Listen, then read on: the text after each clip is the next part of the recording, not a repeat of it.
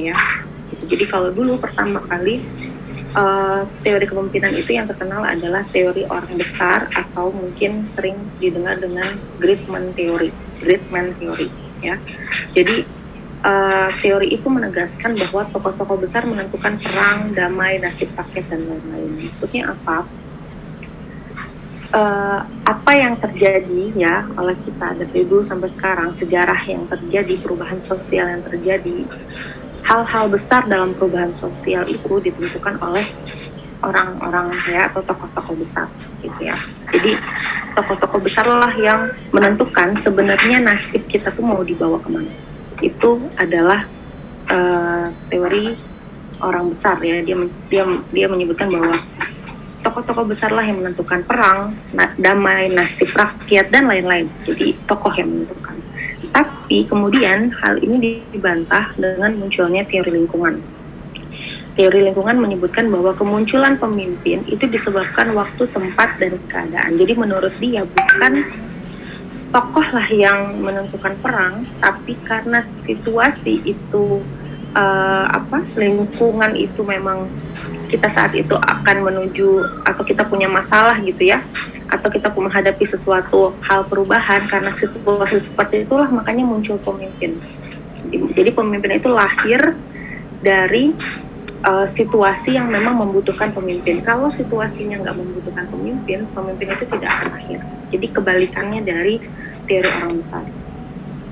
Nah, kemudian dalam perkembangannya muncul lagi ya teori yang mencoba untuk melihat dari pandangan teori orang besar dan teori lingkungan, itu teori kepribadian dalam situasional.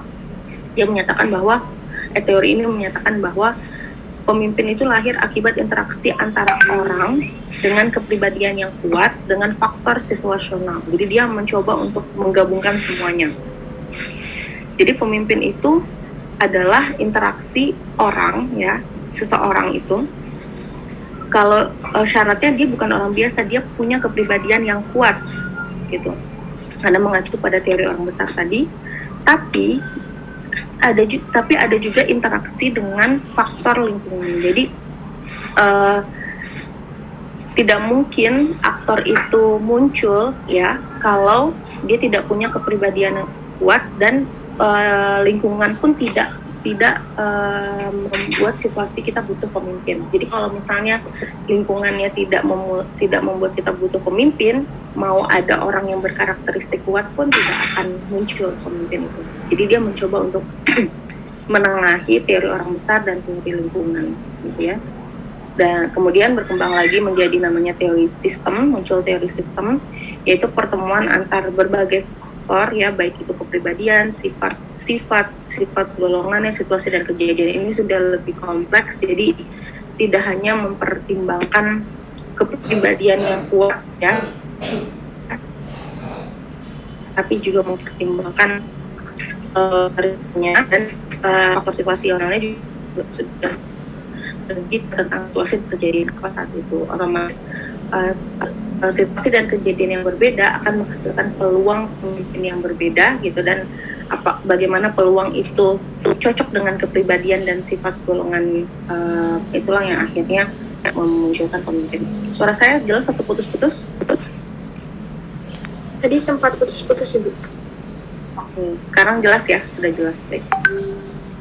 Nah, kemudian berikutnya adalah teori aktor ya, ada lagi muncul teori aktor, yaitu kemampuan seorang aktor untuk mengakumulasi modal ekonomi, sosial, budaya, dan simbolik. Maksudnya apa?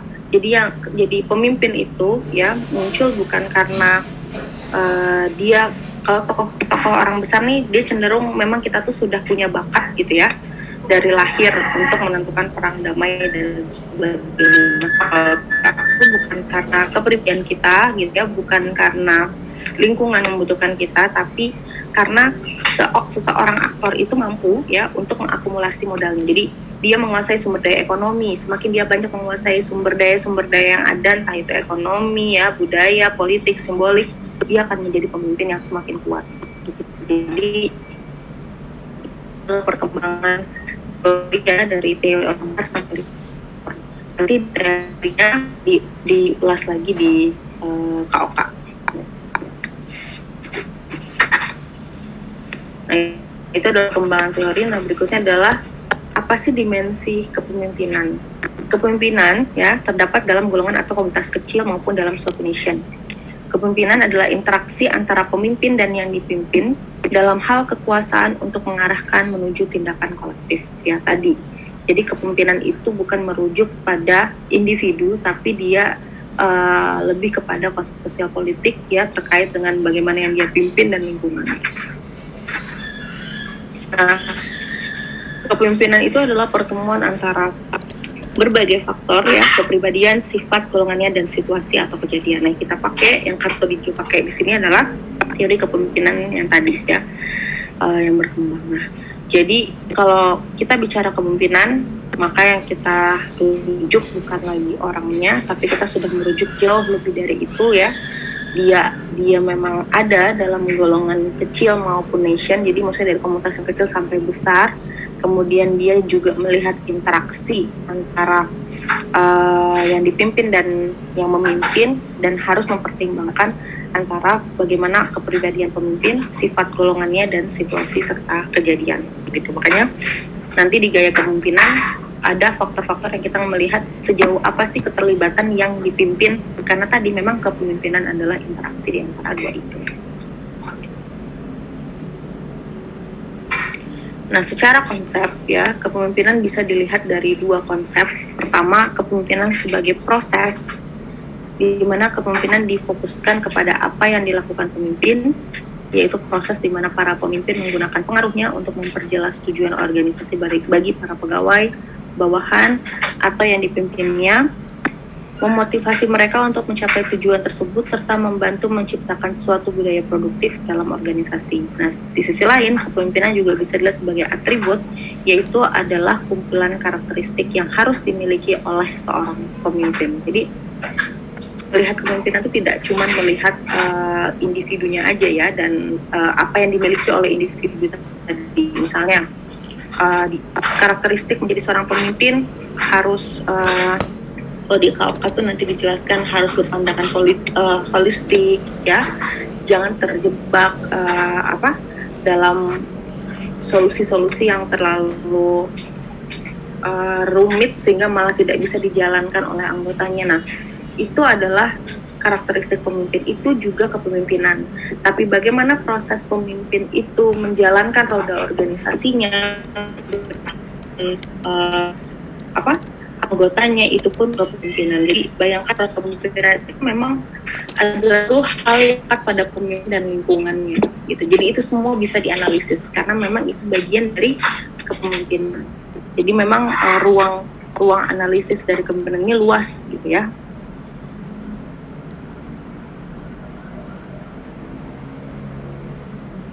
Ada 6 menurut Kartodiju. Yang pertama adalah dia bicara status dan peran ya. Jadi kalau kalian ingat sosiologi di mana ada struktur sosial di sana, maka di dalamnya pasti ada status dan peranan ya. Pemimpin itu statusnya seperti apa dalam komunitas yang dia pimpin, kesepakatannya ya. Lalu peranannya seperti apa? Karena kepemimpinan itu kepemimpinan itu beragam sekali gitu ya. Memang karena tadi kita memakai teori dan memberikan faktor situasi di dalamnya, maka keberagaman dari pemimpin di satu komunitas dengan kepemimpinan di satu komunitas pasti beda. Makanya status dan peranan itu perlu dilihat. Sejauh mana kekuasaannya, gitu ya? Apakah kekuasaannya sangat luas sehingga dia bisa menjadi pemimpin yang tunggal dalam melihat dimensi kemungkinannya, gitu ya?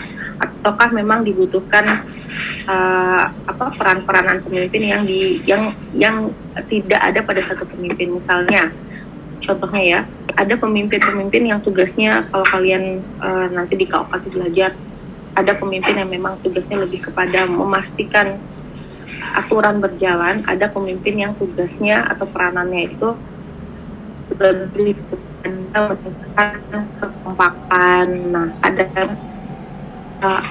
fungsi ini ada berada satu pemimpin, ada juga di mana situasi dua fungsi ini berada pada dua pemimpin yang berbeda. Misalnya ada ketua, ada wakilnya, mereka membagi peranan.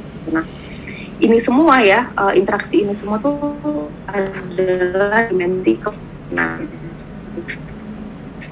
Nah, sejauh mana pengaruh mungkin segera boleh mengatur ya, itu tadi terkait semua tuh dengan status dan peranan dia, fungsi dia seperti apa, dan sejauh mana dia mengimplementasikan atau menunjukkan nilai-nilai sosiokultural dalam dirinya. Mengacu pada mana nih nilai sosiokultural pada komunitas yang dia pimpin gitu, dan seperti apa sih situasinya sehingga pemimpin seperti itu contoh. Kadangkala analisisnya juga bisa mengarah kepada kita misalnya membutuhkan pemimpin karena situasi kita misalnya lagi perang gitu ya, kita membutuhkan pemimpin yang cenderung gitu, tapi situasi lain karena kita pemilihan pemimpin seperti itu. Nah, kadang analisisnya juga dibawa. Memang dimensi-dimensi kemungkinan ini yang harus diperhatikan ada 6. Nah, kepemimpinan itu adalah kepemimpinan itu di dalam pola sosial masyarakat ya. Ini contoh saja, setiap pola-pola tersebut strategis dan memiliki pemimpin. Jadi kalau kalian ingat tadi di awal kata Didio bilang bahwa pemimpin itu ada dari komunitas yang kecil ya, 2an gitu ya, diadik, sampai pada masyarakat. Ini menjelaskan saja bahwa ini kita individu, kemudian ini hubungan 2an, lebih dari 2 ya, ini sudah lebih luas komunitas, ini masyarakat.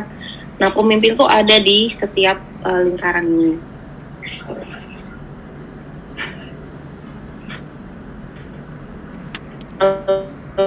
Disebut.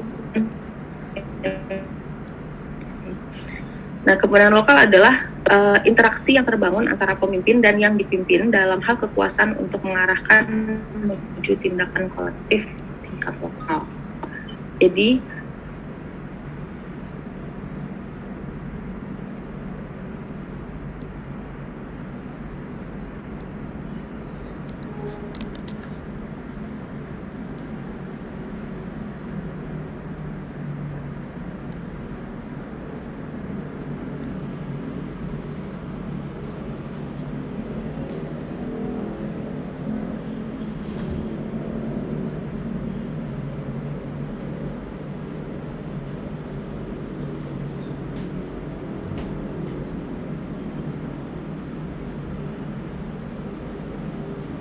tadi saya mati terakhir sampai mana? Pemimpinan lokal, Bu.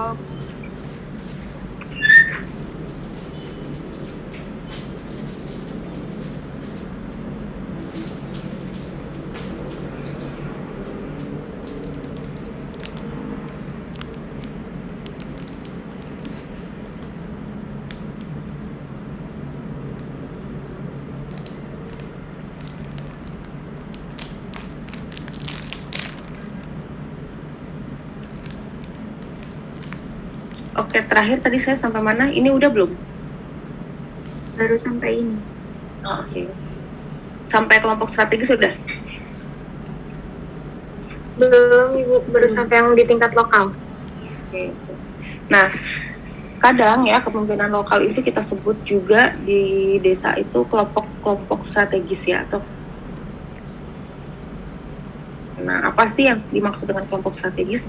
Yaitu kelompok-kelompok sosial masyarakat yang ada di pedesaan dan dapat dijadikan sebagai instrumen perubahan sosial, baik itu institusi formal dan institusi non formal. Jadi apapun yang kelompok-kelompok apapun yang ada di desa, dan kita tahu bahwa dia punya pengaruh untuk membuat sebuah perubahan, maka dia termasuk dalam kategori kelompok strategis. Nah, dalam konteks kita ke desa kemudian ingin melakukan sebuah kegiatan untuk perubahan sosial, biasanya kepemimpinan lokal ini menjadi perhatian, baik itu pemimpin lokal maupun kelompok-kelompok strategis di pedesaan. Kalaupun analisisnya ini terkait dengan kemarin ya, SPCA dan SCA. Oke, itu tadi tentang kepemimpinan ya. Penekanannya adalah kepemimpinan nggak cuma bicara satu orang, dia sangat luas ya. Seluruh elemennya ada 6, dimensinya ada 6, dan itu adalah hal-hal yang perlu dilihat ya dalam kepemimpinan. Jadi kepemimpinan juga terkait dengan bagaimana pemimpin ya dalam menggerakkan roda organisasinya, berinteraksi dengan anggotanya, kemudian bagaimana organisasi itu juga bagian dari kepemimpinan, karena kepemimpinan bisa dilihat sebagai proses maupun sebagai atribut. Nah, kita masuk gaya kepemimpinan. Ya. Gaya kepemimpinan sebenarnya masing-masing ahli itu mengkategorikannya beda-beda. Ya, di KUK nanti akan lebih banyak daripada ini. Ya. Ini umumnya yang digunakan adalah pertama gaya otokratis, yaitu gaya pemimpin yang biasanya merasa paling mengetahui apa yang diinginkan pengikut dan cenderung mengekspresikan kebutuhan-kebutuhan tersebut dalam bentuk perintah-perintah langsung kepada bawahan. Kalau gaya demokratik adalah gaya pemimpin yang partisipatif di mana pengikut mengambil bagian secara pribadi dalam proses pengambilan keputusan, dan gaya laissez-faire adalah gaya kepemimpinan kendali bebas.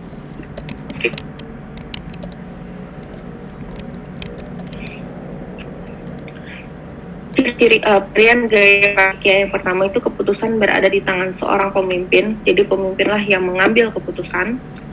Pemimpin juga bekerja secara mandiri dan tidak mau bekerja sama, jadi anggota itu lebih kepada menjalankan instruksi dari pemimpin, begitu.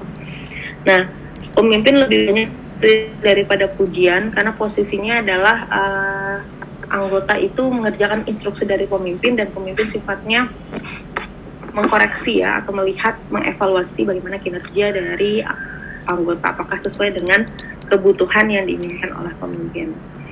Pemimpin tidak mau menerima kritik dari bawahannya. Kenapa? Karena tadi asumsinya adalah pemimpin itu lebih tahu daripada anggotanya.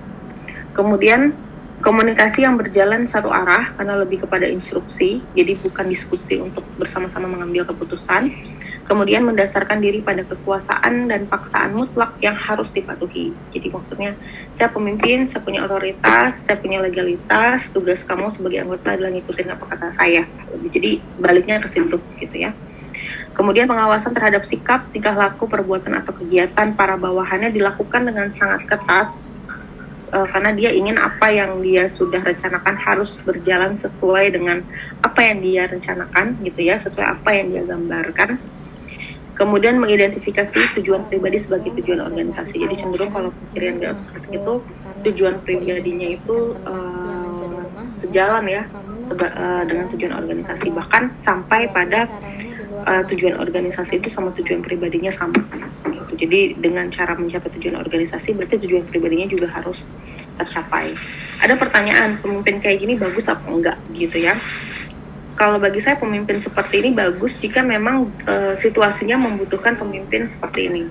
Ya misalnya kayak kita tadi di tentara gitu ya, nggak mungkin dalam mengambil keputusan ini kira-kira kita tembak atau enggak, terus ayo kita rapat dulu musyawarah kira-kira kita tembak atau enggak gitu ya, kan nggak mungkin gitu. Jadi ada masa di mana memang gaya otokratik itu diperlukan. Yang kadang jadi masalah adalah saat gaya otokratik dilakukan pada karakteristik anggota yang nggak cocok gitu dengan atau situasi yang nggak cocok dengan kepemimpinan gaya ini.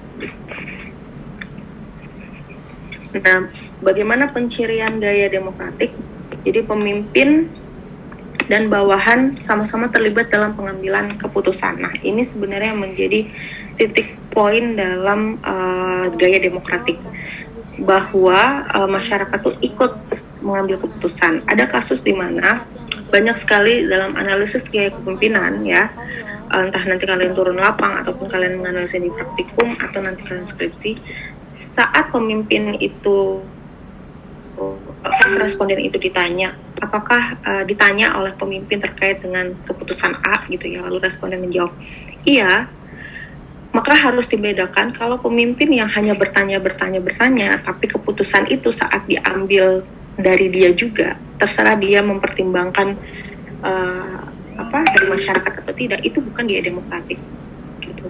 Kata kunci dari gaya demokratik itu adalah memang pengambilan keputusan itu bersama-sama dilakukan, bukan pemimpin konsultasi kemana-mana lalu dia tetap mengambil keputusan sendiri. Nah, itu bukan gaya demokratik sebenarnya gitu ya. Nah, ini yang suka agak bias gitu ya. Kalau nanti di KUK kalian akan mengenal lagi gaya konsultatif gitu ya, itu pemimpin yang cenderung gayanya konsultatif gitu. Kalau demokratik memang kita bersama-sama mengambil keputusan, walaupun nanti yang mensahkan keputusan itu adalah pemimpin, tapi dalam proses pengambilan keputusan itu memang bersama-sama gitu.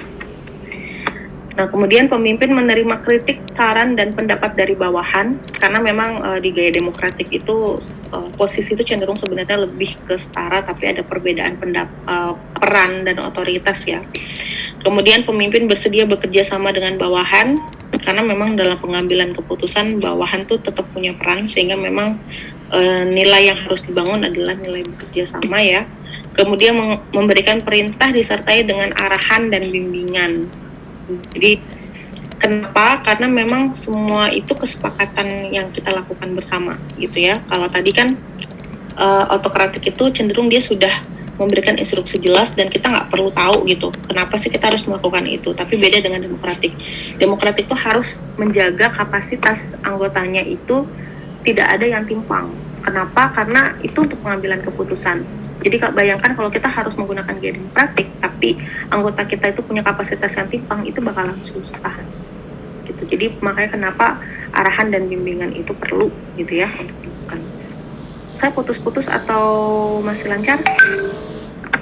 Masih lancar, Bu. Kemudian hubungan antara pemimpin dan bawahan terjalin dengan baik dan penuh persahabatan ya. Jadi bawahan tuh tidak merasa bahwa dia inilah ya tidak dianggap dan hanya sebagai pelengkap, tidak gitu, karena memang asumsinya kepemimpinan ini memang interaksi antara pemimpin dengan dipimpin itu sifatnya dia setara tapi ada perbedaan peran otoritas gitu. Nah, kemudian pemimpin memberikan motivasi kepada bawahan, ya. Pemimpin meminta pendapat ketika terjadi permasalahan dan pemimpin memberikan penghargaan atas prestasi kerja yang telah dicapai. Karena memang tadi hakikatnya pengambilan keputusan harus bersama. Kalau pengambilan keputusan harus bersama, mereka harus punya kapasitas yang sama, nggak timpang gitu ya. Informasi yang dimiliki sama, keterampilan yang dimiliki juga cenderung sama. Makanya itu penting sekali untuk memberikan bimbingan, motivasi ya, pendapat dan sebagainya gitu. Selanjutnya adalah gaya laissez-faire ya, bersifat pasif dan memberikan kebebasan kepada bawahannya untuk mengambil keputusan. Cenderung pemimpinan dengan gaya seperti ini memang biasanya tuh sistemnya sudah sangat settle gitu ya, stabil, kuat, dan bawahan-bawahannya tuh cenderung sudah bisa bekerja sendiri gitu. Tanggung jawab sepenuhnya diberikan kepada bawahan, ya, tidak ikut terlibat dalam pelaksanaan kegiatan, dia lebih kepada mungkin mengawal saja seperti itu. Kemudian memberikan kesempatan kepada bawahan untuk mengoptimalkan kemampuan yang dimilikinya, memberikan kebebasan kepada bawahan untuk bekerja dengan caranya sendiri, ya. Jadi memang pemimpin itu lebih kepada ya mengawal atau mensahkan hal-hal administratif sesuai dengan otoritasnya. Tidak memiliki wibawa dan tidak mengontrol bawahan, tidak memiliki kemampuan melaksanakan tugas organisasi dan hampir tidak ada pengawasan. Gitu. Jadi memang dia pemimpin yang berada pada sistem yang sudah berjalan, gitu ya. Dan anggota-anggotanya itu sudah mapan dalam menjalankan tugasnya. Nah tadi pertanyaan pemimpin kayak gini bagus atau enggak sih? Kalau memang sudah kalau sudah bertemu dengan karakter masyarakat yang kuat, ini jadi cocok. Suara saya kedengeran? Kedengar. Oke. Ya. Tapi kalau karakteristik masyarakatnya masih membutuhkan dibimbing atau minimal dikontrol, nah kayak gini bisa organisasinya kacau sih, nggak tahu mau kemana, nggak jelas arahnya, mau ngadain kegiatan bingung, ya nggak ada yang bertanggung jawab gitu. Jadi memang gaya kepemimpinan ini hampir nggak disarankan gitu. Tapi kadang-kala mungkin muncul di saat memang situasi sudah mapan banget, dia cuma butuh pemimpin sebagai legalisasi, yang memang ada hal-hal yang harus dilakukan tapi sifatnya lebih ke administratif. Oke, itu gaya kepemimpinan ya, perbedaan-perbedaannya. Nah, kemudian selanjutnya adalah kepemimpinan dalam etnisitas ya. Jadi kepemimpinan dalam etnisitas ini tercermin melalui teori elit. Jadi ada dua aspek, yaitu kulturalis dan instrumentalis. Kalau kulturalis, dia memusatkan pada penggunaan simbol politik oleh elit untuk melakukan mobilisasi etnis secara umum ya. Kalau kalian lihat menggunakan atribut-atribut etnisitas untuk menarik kalau dalam pemilihan ya, untuk menarik agar masyarakat itu memilih dia gitu ya. Jadi jangan kaget kalau misalnya lagi pencalonan banyak yang tiba-tiba kalau di sini ya pakai bahasa Sunda gitu ya.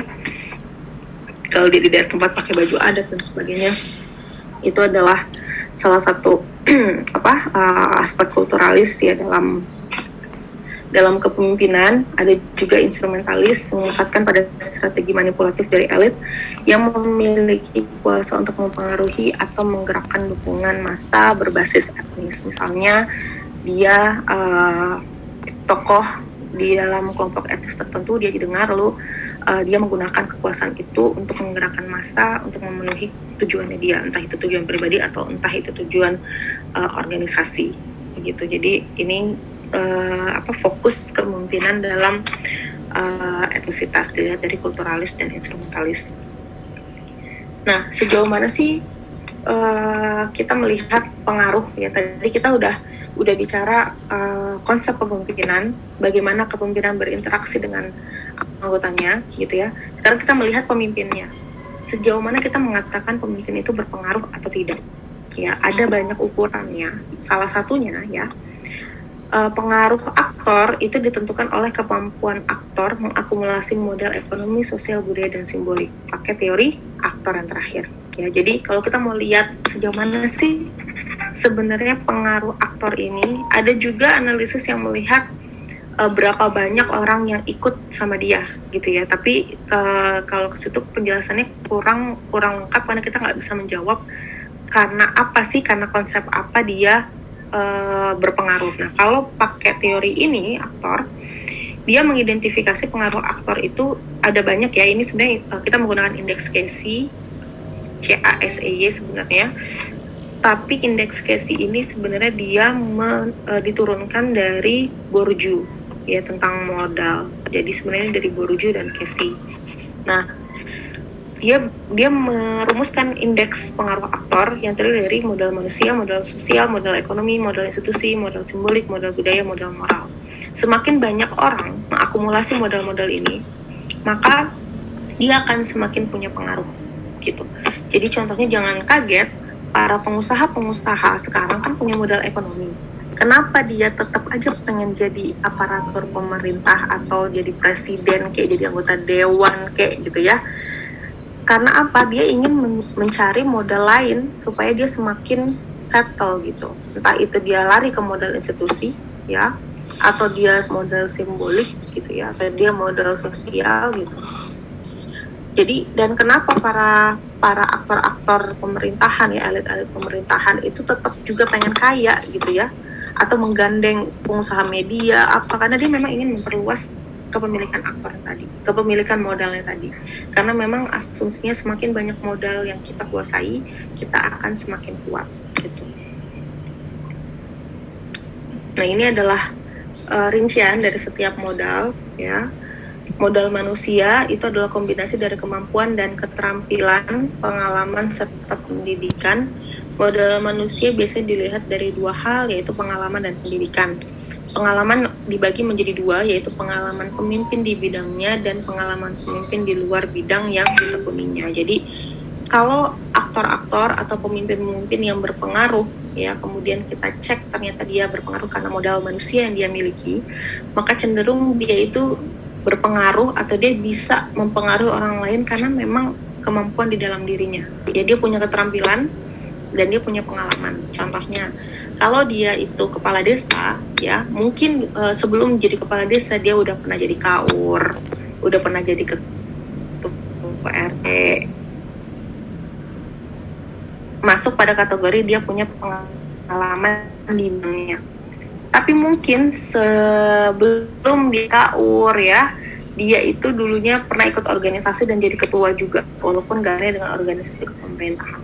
Nah, itu biasanya dia pada kategori pemimpin punya pengalaman di luar dari bidang yang saat ini ditekuninya gitu. Jadi kalau pemimpin-pemimpin yang akhirnya berhasil punya pengaruh yang besar karena modal manusia, cenderung memang karena dia punya kemampuan atau skill yang dia miliki sehingga dia dapat mempengaruhi atau dapat dipercaya oleh orang lain sehingga orang lain mau ikut sama dia gitu. Misalnya kayak tadi ya, kepala desa dia sudah memang paham ilmu pemerintahan, kalau dia mungkin organisasi profesi gitu, dia memang ahli. Misalnya kalau di IPB yang namanya dekan rektor itu yang rata-rata tuh udah jadi doktor gitu ya, dia paham bagaimana perumusan kurikulum dan sebagainya gitu. Nah, kalau dia maju, kalau dia berhasil jadi pemimpin karena itu, berarti dia punya modal manusia. Nah, ada juga modal institusi, yaitu umumnya untuk melihat derajat modal institusi yang dimiliki aktor dilihat dari 3 hal: dukungan institusi terhadap aktor, ideologi institusi, dan pengaruh institusi kepada aktor. Jadi kalau aktor yang punya modal institusi, dia itu adalah aktor ya, yang punya dukungan dari institusi yang dia pimpin atau dari institusi-institusi lain yang dia ikutin. Contohnya kalau kalian pernah lihat pemimpin-pemimpin yang, kenapa sih kamu jadi pemimpin? Misalnya dia ketua yayasan nih, kenapa sih kamu bisa jadi misalnya dia jadi kepala sekolah. Kenapa kamu jadi kepala sekolah? Karena yayasan tuh mendukung dia. Ya, alasannya karena itu gitu ya, karena yayasan merasa bahwa dia orang yang sesuai dengan ideologi yayasan gitu. Padahal mungkin dia nggak punya pengalaman jadi kepala sekolah gitu ya, mungkin dia nggak punya ekonomi yang cukup gitu ya, dia bukan orang kaya misalnya gitu, dia punya catatan-catatan buruk ya, tapi yayasan merasa dia satu ideologi gitu ya, kemudian dia punya pengaruh di institusi itu. Nah, dia bisa jadi kepala sekolah karena dia punya modal institusi gitu. Selanjutnya modal sosial dilihat dari 3 hal, yaitu dukungan grup kolektif, jaringan, dan reputasi. Dukungan grup kolektif biasanya diukur dari angka statistik yang diterima oleh aktor atau agen. Jaringan berasal dari kelompok sosial di mana aktor atau agen turut terlibat, dan reputasi adalah seberapa diketahuinya aktor atau agen oleh masyarakat. Jadi itu modal sosial. Jadi kita lihat dia tuh gabung pada grup kolektif apa saja sih. Semakin banyak dia bergabung, maka dia akan lebih kuat gitu kan, dia punya relasi di mana-mana. Nah, kemudian kalau jaringan itu kita lihat tadi ya, dia gabung di grup mana aja, kemudian berapa soal dukungan grup kolektif itu, grup-grup mana aja yang ngedukung dia. Contohnya misalnya kalian nanti mau mencalonkan diri gitu jadi ketua BEM, kalian kan terlibat banyak grup di kehidupan kalian ya. Ada grup, kalau di universitas berarti mungkin ada grup sosped, ada grup pengemas gitu ya. Terus ada juga grup mungkin organisasi kalian. Nah, banyaknya grup itu dilihat sebagai jaringan, dan grup-grup yang mendukung kalian itulah disebut dengan dukungan grup kolektif. Bisa jadi kalian itu terlibat di banyak grup, tapi grup-grup itu nggak ngedukung kalian buat jadi pemimpin. Nah, yang kemudian reputasi ya, seberapa diketahuinya aktor atau agen oleh masyarakat. Biasanya kalau kita penelitian ini, kemudian kita mau ngecek modal sosialnya, kita suka nanya ya. Pertama kita tuh ngambil sampelnya itu, kita atur jaraknya, lalu kita tanya, apa kenal bapak ini gitu ya. Kalau misalnya dia nggak kenal, berarti reputasinya di situ kurang bagus gitu. Kalau dia kenal, baru kita tanya sejauh mana dia kenal dengan pertanyaan-pertanyaan lain. Nah, makanya sering kita lihat ya, bisa jadi orang entah di pedalaman mana itu nggak tahu loh menteri kita siapa, atau mungkin kita juga nggak hafal menterinya siapa aja gitu ya. Berarti menteri yang nggak kita hafal, dia nggak punya reputasi baik lah di kita gitu, angka reputasinya. Atau ada juga yang mungkin nggak tahu presiden itu siapa.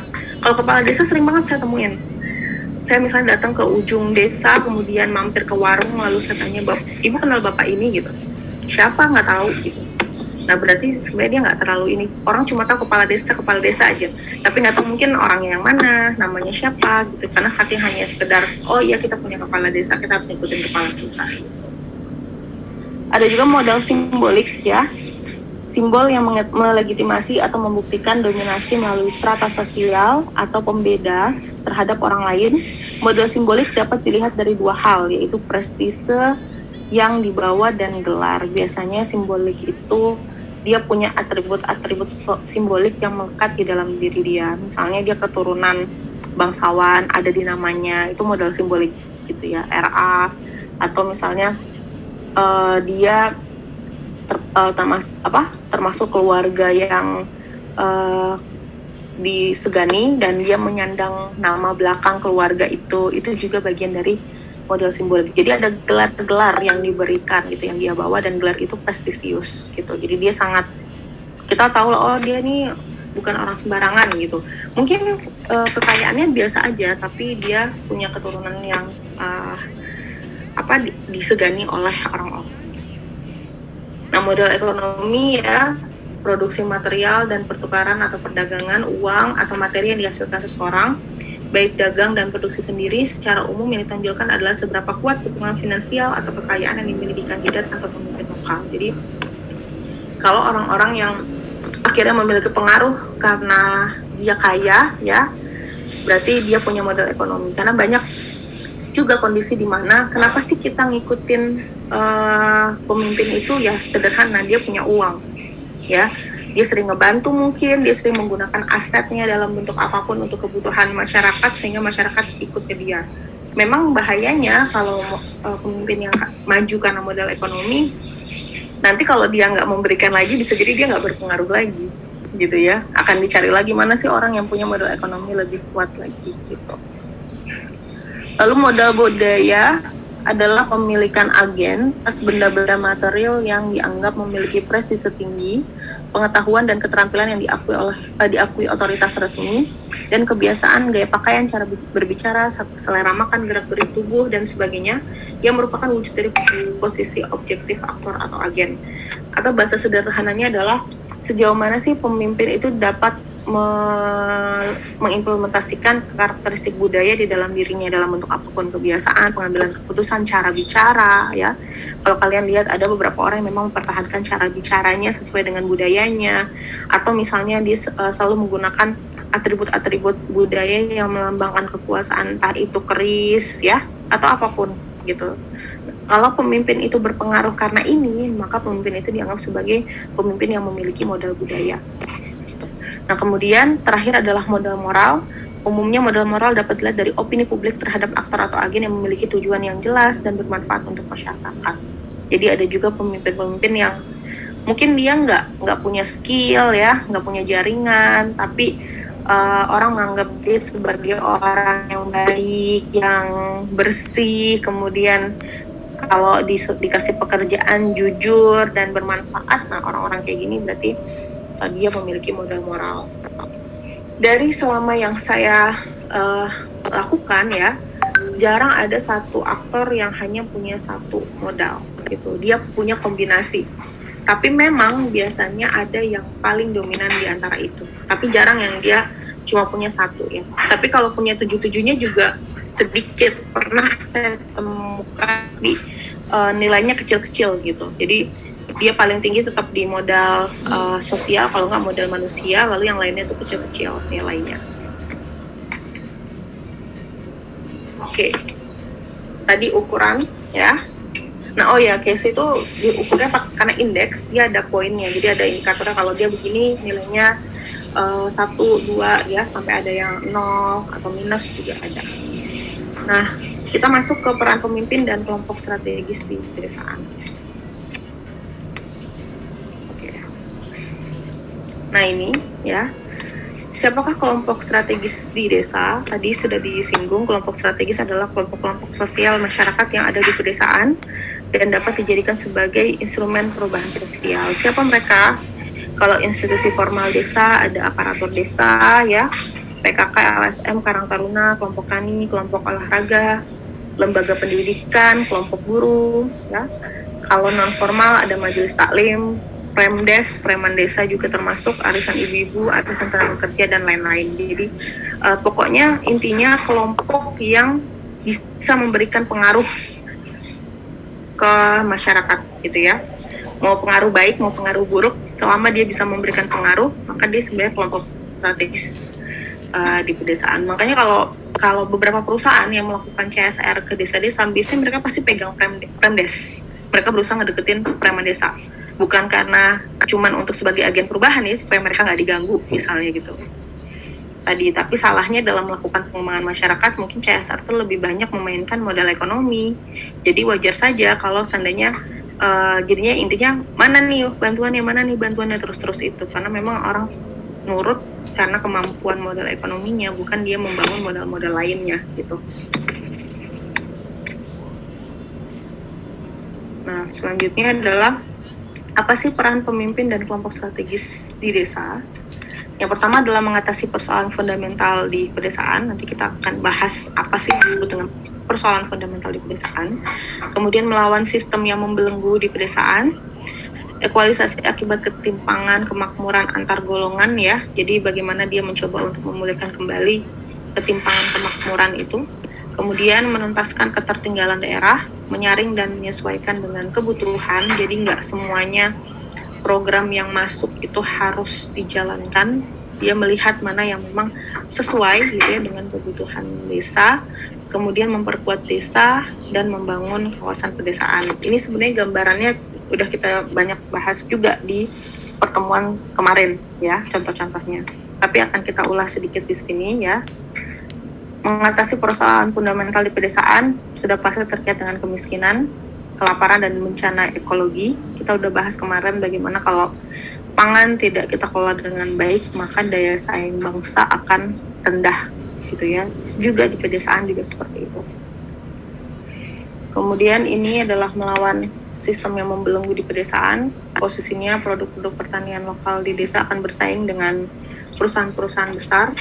Makanya kemarin ada contoh seperti SPR ya, bagaimana dia mencoba untuk membuat desa-desa itu bergabung sehingga secara aset bisa juga masuk kepada pasar-pasar yang lebih luas gitu. Karena kalau misalnya hanya mempertahankan individu-individu, dia tidak akan mungkin bersaing dengan perusahaan-perusahaan ini gitu. Nah,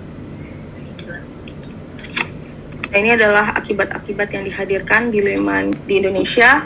Ya, mungkin teman-teman juga sudah tahu ya, kurang lebih ini masih 60, sekarang kita udah 70 ya. Pembangunan Indonesia hanya melanggengkan kelas buruh tani, tidak ada kenaikan kelas menjadi petani berdaulat. Pembunuhan karakter pada lapisan bawah yang sudah kita bahas sebelumnya, petani, nelayan, buruh perkebunan dianggap bodoh, tidak sekolah, tidak terampil dan tertinggal.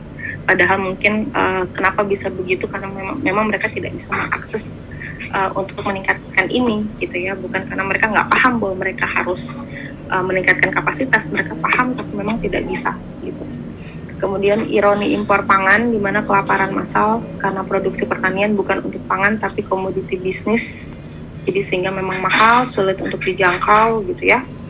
Kemudian penghancuran kebudayaan dan cara produksi ekologis rakyat menjadi industri eksploitatif, kerusakan ekosistem dan biodiversitas akibat eksploitasi tanpa batas. Jadi bukan cuma ekologi, tapi kebudayaan kita juga ikut serta di dalamnya. Nah, ini memang dilema Indonesia dan menjadi PR ya, siapapun pemimpinnya sebenarnya, mau dari level desa sampai pemerintah, dan mungkin PR kita semua juga. Nah, ini catatan prestasi dalam tanda kutip ya. Impor gandum 4 juta ton per tahun, impor gula 1,5 juta hingga 2 juta ton per tahunnya. Impor kedelai terbesar di dunia 1,3 juta hingga 1,5 juta ton.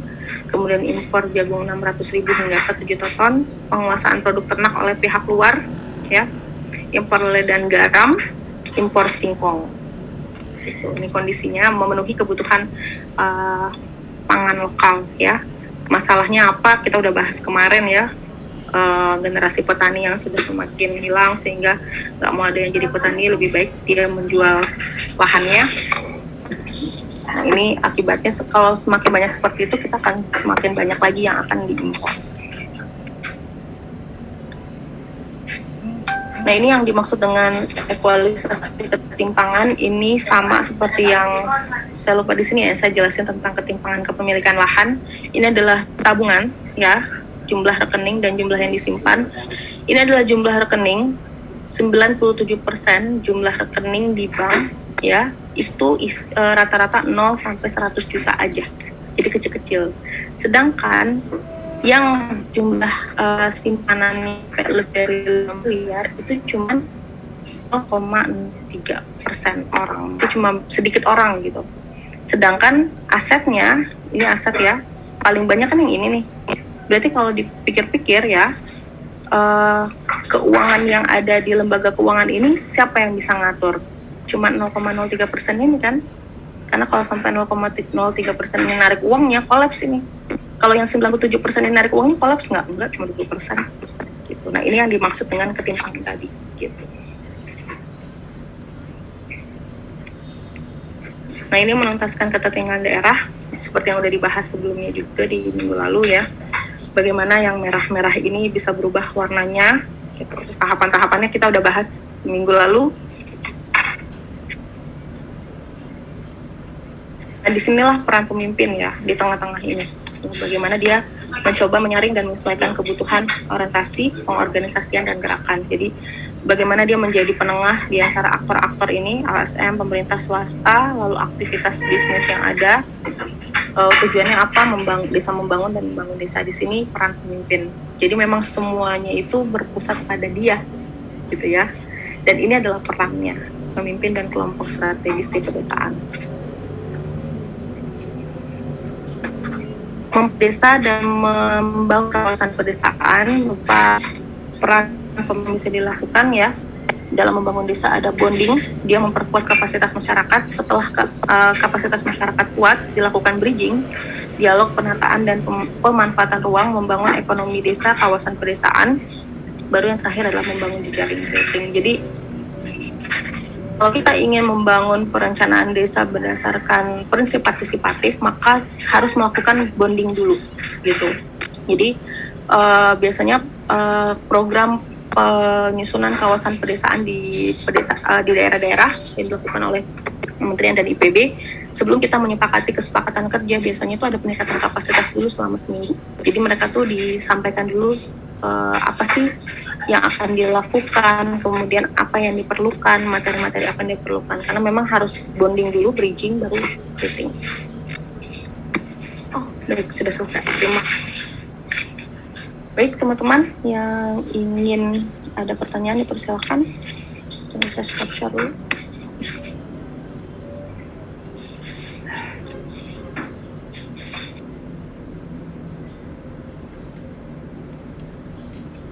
Jadi, ya silakan, Syafa.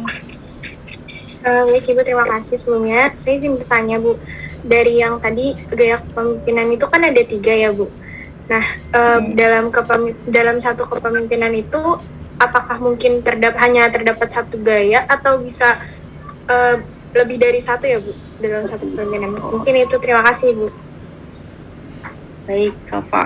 Jawabannya itu tadi sama kayak modal ya, sebenarnya bisa, karena kadangkala bisa lebih dari satu, karena kadangkala kita dalam suatu organisasi itu situasi yang dihadapi nggak selalu ideal, jadi demokratis, nggak selalu ideal kondisinya demokratis gitu ya, tapi biasanya dilihat tadi, balik lagi ke dominannya yang mana yang sering dilakukan. Kalau penelitian tuh biasanya kita suka ngeliat dulu, kalau mau penelitian kasusnya tuh kamu mau meneliti kasus apa sih gitu ya, jadi nggak sembarangan langsung memimpin analisis kepemimpinan di desa gitu ya. Kita harus lihat dulu kasusnya apa, merujuk pada kasus apa, karena bisa jadi suatu saat ada kondisi di mana walaupun dia punya gaya demokratik, di beberapa hal dia harus instruksi karena mungkin butuh waktu yang cepat gitu ya, atau mungkin hanya di bagian-bagian administrasi gitu ya. Nah, ini penting tadi identifikasi dimensi di awal, status dan peranannya dan otoritasnya seperti apa.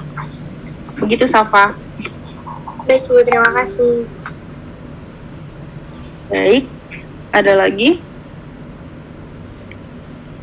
Silakan. Ini kalau kuliah pagi ya, belum panas. Kalau kuliah sore kemarin banyak ya. Oke, Nurul, silakan Nurul. Bu, terima kasih atas kesempatannya. Saya ingin bertanya tadi terkait gaya kepemimpinan yang ketiga. Tadi kan Ibu menjelaskan kalau gaya kepemimpinan yang ketiga itu hanya dilakukan kalau misalnya sumber daya anggotanya itu ya yang benar-benar berkualitas banget lah ya, pokoknya yang bisa. Nah, apakah ada Bu kayak kejadian atau contoh organisasi atau desa pokoknya yang menerapkan gaya kepemimpinan ketiga dan itu berhasil? Jika memang pernah ada dan pernah berhasil, itu kondisi pemimpinnya seperti apa dan kondisi anggotanya seperti apa? Terima kasih. Oke, terima kasih Nurul, pertanyaan bagus ya. Saya pribadi untuk kalau konteksnya desa belum pernah menemukan yang berhasil dengan gaya kepemimpinan ini gitu. Jadi rata-rata, tapi apakah ada pemimpin yang menerapkan gaya kepemimpinan ini? Ada gitu, ada, tapi nggak berhasil. Karena apa? Karena kapasitas anggotanya masih timpang ya, kemudian belum tahu harus ngapain gitu. Jadi malah yang ada jadi chaos lah kalau ditanya sama kalau ditanya sama anggotanya, ya jawabannya mereka bilang nggak tahu, kepala desanya nggak ada. Nah, cenderung yang kayak gini itu yang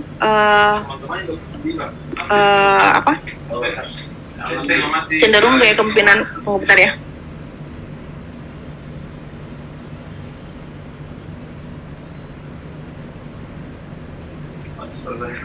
Ya, cenderung kayak misalnya kalau di daerah Kabupaten Bogor tuh ada kepala-kepala desa ya, yang dia misalnya di desa, saya lupa desa apa ya dulu, katakan misalnya desa Ciasmara, kepala desanya nggak tinggal di desa Ciasmara gitu ya, tapi kepala desa tinggal di kota Bogor gitu ya, sehingga kecenderung gaya kepemimpinan yang terjadi kayak gini. Jadi dia paling seminggu cuma ada di Ciasmara berapa lama, kemudian dia balik lagi ke rumahnya, tapi nggak berhasil. Saya belum pernah ketemu juga sih yang betul-betul menerapkan laissez faire terus organisasinya berjalan dengan baik untuk di Indonesia ya. Saya belum pernah meneliti sampai di luar negeri. Begitu Nurul.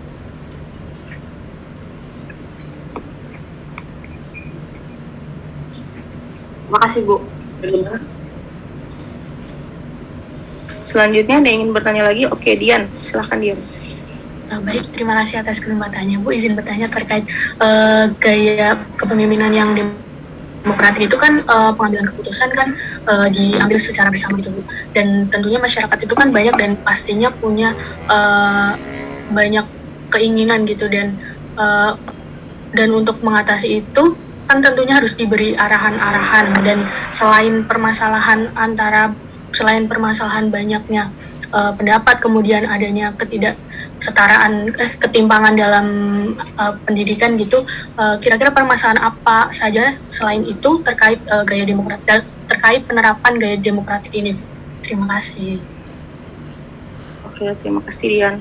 Kalau yang pernah saya temui ya, waktu sih sebenarnya, masalah waktu. Jadi terkadang itu kalau gaya demokratis untuk kondisi di desa-desa kan tadi ya, dalam pengambilan keputusan yang baik secara musyawarah itu kapasitas orang yang bermusyawarah itu kan kalau bisa tidak timpang, karena kalau timpang nanti jadi sulit dalam pengambilan keputusan. Nah, waktu untuk menyamakan itu tuh nggak sebentar, nggak bisa 2 jam gitu ya, harusnya sudah ada prekondisi sebelumnya. Nah, ini biasa tantangan hal-hal pengambilan keputusan secara demokratis. Nah, makanya kadang-kala saya suka ragu kalau hampir semua analisis kita gitu kalau turun ke 5 desa, 5-5-nya demokratik gitu. Jangan-jangan nggak demokratik tapi lebih ke konsultatif, karena tadi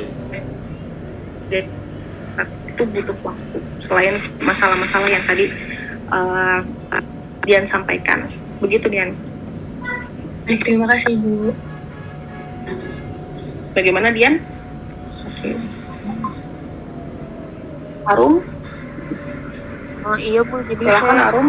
terima kasih Bu atas kesempatannya. Saya izin tanya, kalau di gaya demokratik ini kan terlihat sangat idealis begitu Bu.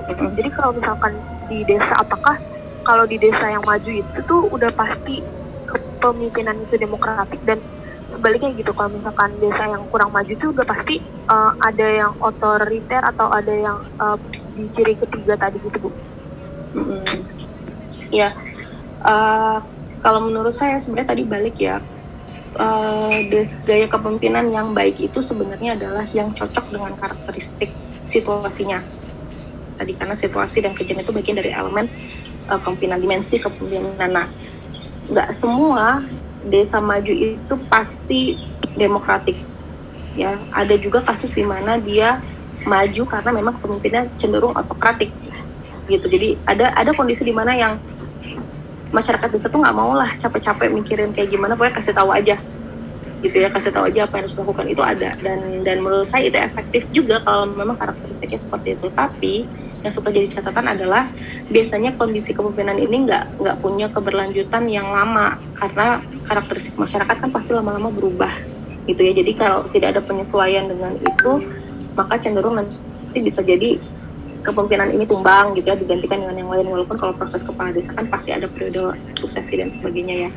Nah, makanya kenapa disarankan lebih ke demokratik, karena untuk menaungi dan menghindari keberhasilan itu hanya dinikmati oleh sebagian golongan. Tapi kalau pertanyaannya apakah desa maju itu semuanya demokratik, enggak. Terkadang saya temukan juga yang memang kepemimpinannya otokratik. Begitu, Arum. Baik Bu, terima kasih. Nanti di kapal kalian ketemu tentang pengendalian, ya. Jadi ada macam-macam sistem pengendalian. Intinya adalah memang tadi karena kepemimpinan itu konsepnya adalah yang dipimpin dan yang memimpin, maka yang paling baik adalah yang itu matching, cocok gitu antara yang dipimpin dan yang memimpin. Karena berarti kalau matching pasti jalan. Tapi kalau nggak matching, entah pemimpinnya yang selalu nggak puas dengan yang dipimpin ataupun begitu kebalikannya. Ai, silakan. Ya, terima kasih buat atas kesempatannya. Saya izin bertanya mengenai kelompok strategis. Itu kan ada arisan ibu-ibu sama arisan tenaga kerja ya, bukan? Kalau tadi Bramdesi itu kan udah jelas. Nah, kalau arisan ibu-ibu itu pengaruhnya gimana ya Bu? Kenapa dia disebut kelompok strategis? Terima kasih. Oke, ya. Iya, kasus di desa-desa tuh arisan ibu-ibu itu punya pengaruh ya. Contohnya misalnya gini. Waktu IPB punya kegiatan di desa-desa lingkungan pabrik ya, untuk pengembangan masyarakat, kita mau masuk pakai jalur kepala desa tuh agak susah, karena kalau harus masuk ke kepala desa dan aparatur desa bisa kita harus bayarnya banyak lah yang harus dibayar. Tapi akhirnya kita coba ngedeketin ibu-ibu ya, lalu menggulirkan memang programnya kebetulan di bidang itu ya, berdaya perempuan di pedesaan. Nah, bukan berarti kita nggak menggunakan uang juga ya, kita pakai dalam konteks memfasilitasi mereka arisan ya, acara itu difasilitasi, tapi lebih cepat diikuti gitu, karena mereka pendekatannya itu kalau kelompok-kelompok ibu-ibu ini setuju, sebenarnya di beberapa desa kayak perekonomian rumah tangga itu diatur juga sama ibu-ibu. Contohnya misalnya gini ya, mungkin di keluarganya yang cari nafkah adalah bapaknya, tapi uangnya dikelola oleh ibunya. Nah, uangnya itu mau dipakai buat apa? Biasanya tuh pengaruh dari ibu-ibu tuh ada di situ. Nah, biasanya untuk konteks-konteks CSR kadang-kala masuknya lebih cepat di situ, gitu ya. Kalau kepala desa itu prosesnya panjang lah ya. Kita harus seperti punya jejaring politik dengan ini, kesini, dihambar. Tapi begitu masuk ke ibu-ibu tuh lebih mudah. Kemudian misalnya ingin perubahan-perubahan sosial seperti misalnya bagaimana sih keluarga yang sehat ya, pendekatan KB itu juga lebih banyak lewat situ daripada kita masuk ke kelompok-kelompok strategis yang bersifat formal. Macam-macam sih, dan untuk penggalian data juga sebenarnya itu lebih efektif terkadang dibandingkan harus masuk ke institusi-institusi formal gitu. Iya Bu, tapi berarti kalau misalnya kita melakukan dengan pendekatan kepada arisan ibu-ibu tuh kita membuat arisan ibu-ibunya atau enggak, kita mengidentifikasi ada atau enggak di sana. Masuk kalau di sana enggak ada arisan ibu-ibu berarti ya kita masuk. Jadi kalau enggak ada arisan ibu-ibu ya berarti arisan ibu-ibu enggak masuk jadi kelompok strategis di desa itu gitu. Jadi bukan membuat yang baru ya, kelompok strategis itu adalah mengidentifikasi yang ada di sana. Baik Ibu, makasih banyak. Terima kasih Ai pertanyaannya. Itu tadi belum saya jelasin juga benar. Selanjutnya silakan. Ada lagi kah? Ya mungkin materi ini memang jauh lebih empiris kali ya daripada yang kemarin gitu ya. Kemarin memang lebih abstrak. Jadi mungkin kalau sekarang sudah lebih terbayang. Ada lagi rekan-rekan? Oke, baik. Kalau memang tidak ada, saya cukupkan. Karena waktunya silakan dipakai untuk mempersiapkan diri. Minggu depan kita sudah ujian, ya. Masih ada praktikum juga. Semoga rekan-rekan lancar ujiannya. Dan ketemu lagi nggak ya? Kalau saya selesai di sini, tapi nggak menutup kemungkinan saya tiba-tiba menggantikan dosen lain, tapi kita pasti masih ketemu di praktikum. Baik, saya tutup. Terima kasih banyak. Assalamualaikum warahmatullahi wabarakatuh. Waalaikumsalam warahmatullahi wabarakatuh. Terima kasih banyak Ibu. Ibu.